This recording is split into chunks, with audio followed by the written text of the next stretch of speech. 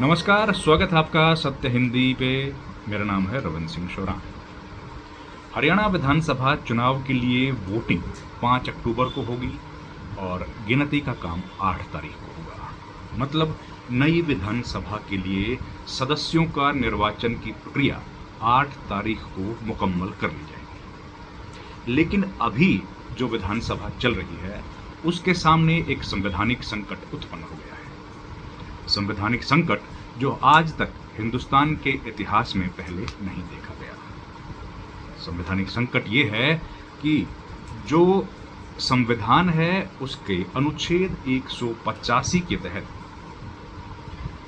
विधानसभा को 6 महीने के अंतराल पर एक बार जरूर मिलना होता है। लेकिन इस बार विधानसभा 13 सितंबर तक अगर नहीं मिलती है तो 6 महीने पूरे हो जाएंगे और विधानसभा का सत्र नहीं बुलाया जाएगा। ऐसे में एक बड़ा संवैधानिक संकट खड़ा हो गया।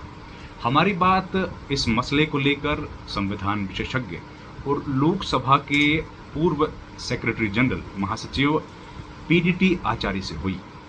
उन्होंने बताया कि इस तरह का संवैधानिक संकट उनकी जानकारी में भी पहले कभी नहीं आया और ये बहुत ज़रूरी है, मैंडेटरी है, क्योंकि संविधान के अनुच्छेद 185 में विधानसभाओं के बारे में और अनुच्छेद 74 में संसद के बारे में ये स्पष्ट किया गया है कि राज्यपाल विधानसभा के सत्र को और राष्ट्रपति संसद के सत्र को 6 महीने के भीतर एक बुला सकते हैं और उसकी एक बैठक 6 महीने में होनी चाहिए। लेकिन इस बार ये बैठक नहीं हो पाई है। इस वजह से एक संवैधानिक संकट खड़ा हो गया। अब क्या होगा?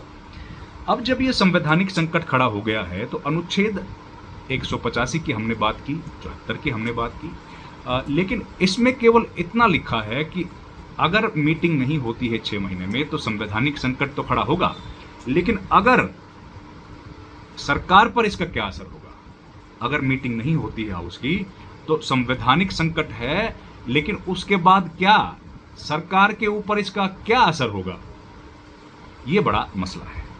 इस पर संविधान खामोश है और पीडीटी आचार्य ने भी बताया कि इस पर संविधान में कुछ नहीं लिखा है। लेकिन उन्होंने साथ ही एक बात का और जिक्र किया। वो बात क्या है? वो बात है कि संविधान के तहत जो अनुच्छेद, जो प्रावधान दिए गए हैं, अगर उन प्रावधानों का कोई सरकार पालन नहीं करती है तो वो सरकार असंवैधानिक काम कर रही है और असंवैधानिक सरकार भला हिंदुस्तान में कैसे चल सकती है। दूसरी बात, अगर 6 महीने के भीतर सत्र नहीं बुलाया गया, इस मामले में 13 सितंबर तक, हम लोग आज 10 सितंबर को ये वीडियो रिकॉर्ड कर रहे हैं और अभी तक ये रहस्य बना हुआ है, इस पर कोई जानकारी हमारे पास नहीं है कि सत्र बुलाया जाएगा या नहीं बुलाया जाएगा। अभी तक कैबिनेट की किसी बैठक के बारे में भी कोई जानकारी नहीं है। ऐसे में अगर 13 सितंबर तक हाउस को नहीं बुलाना चाहती है सरकार, तो ऐसे में सरकार के पास एक विकल्प मौजूद है। वो क्या है? विकल्प यह है कि सरकार एक बार फिर से कैबिनेट की मीटिंग बुलाए और उस कैबिनेट की बैठक में एक प्रस्ताव पारित करे कि हाउस को डिसॉल्व किया जाए। मतलब विधानसभा को भंग करने का एक प्रस्ताव वो पारित कर सकती है और वो प्रस्ताव राज्यपाल के पास चला जाए और विधानसभा भंग हो जाए। अगर ये स्थिति होती है तो संवैधानिक संकट टल जाता है। संवैधानिक संकट को टालने का दूसरा जो काम है वो है विधानसभा के सत्र को बुलाना, लेकिन विधानसभा के सत्र को अभी तक नहीं बुलाया गया है। विधानसभा के सत्र को सरकार आखिर क्यों नहीं बुलाना चाहती? असल में सरकार ने कुछ अध्यादेश जारी किए हैं और उन अध्यादेशों के मुताबिक उन अध्यादेशों को सदन के पटल पर उसी दिन रखना पड़ेगा जिस दिन संसद के विधानसभा के सत्र को बुलाया जाए। मतलब संविधान के अनुसार जो ऑर्डिनेंसेस होते हैं उनको उसी सत्र में रखना पड़ेगा जो ऑर्डिनेंस की प्रोमोलगेट करने के बाद आता है। जो पहला सत्र आएगा उसमें अध्यादेश को कानून बनाने के लिए सदन के पटल पर रखना कंपलसरी है, मैंडेटरी है, ये एक नियम है। और सरकार इस नियम का उल्लंघन करती हुई फिलहाल दिख रही है। क्यों? क्योंकि वो अगर सत्र बुलाया जाएगा तो सरकार नहीं चाहती कि उन अध्यादेशों को रखा जाए। अगर रखा गया, उसमें से कई अध्यादेश नौकरी से जुड़े हैं, तो सरकार को वो नौकरी उन लोगों को देनी पड़ेगी और वो एक नियम बन जाएगा, एक कानून बन जाएगा।